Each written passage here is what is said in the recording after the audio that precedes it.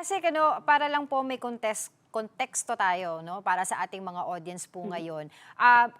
Papaano po ba natin nakukuha yung benepisyaryo dito sa ayuda, program po ng DSWD? Meron po ba tayong, master database?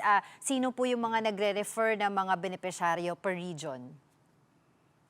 Well, sa mga programs and services po ng DSWD, especially for AICS or AKAP, no, na mga social safety net, mga stopgap measure interventions natin, meron po yung mga nagwo-walk-in o nagtutungo sa mga satellite and mga field offices po natin.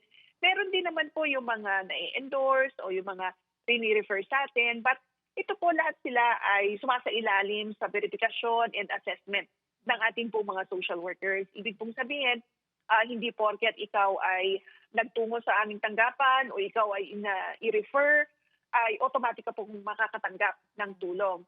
Again, meron pong mga kinakailangan daw dokumento na isumite sa DSWD. Yan po i-reviewin ng ating mga social workers and kayo rin po ay interviewin ng mga social workers para madetermina if you are eligible to receive the aid from the DSWD. Now, moving forward, and of course, in adherence also to the recommendation of the COA, tayo naman po ay may binubuo na database. It's a management system actually na kung saan nga po marireplace yung ating current system, yung na kung saan na-integrate na yung real-time client data monitoring nang sa gayon ma-minimize yung mga duplication risk, ma-automate din yung mga tracking features, and ma-improve din of course yung monitoring and yung distribution ng financial assistance. So yan yung mga ginagawa natin kasi mahalaga, Angela, na anuman yung obserbasyon ay ma-implement natin o makapag-implement tayo ng mga measures nang sa gayon hindi na po muli ito ma-observe sa mga susunod na mga audit findings.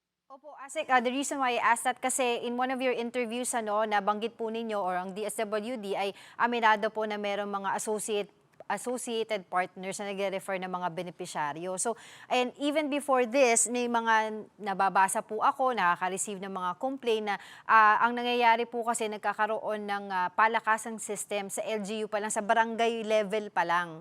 No, kapag hindi close kay barangay captain, hindi mapapasama sa mga referrals nga dito or beneficiaryo ng AKA program. So, we would like to know na paano po natin na maiwasan na magamit po ito sa pamumulitika, palakasan system, because para mas maibigay po natin sa mga tunay na beneficiaryo itong programa po ng DSWD.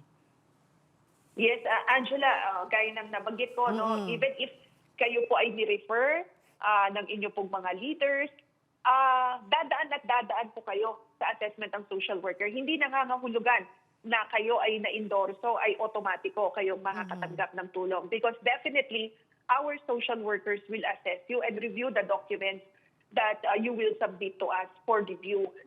Yun po yung mahalaga na measure ng departamento para matiyak na ito nga pong tulong na ito ay mapapaabot dun lamang po sa nangangailangan.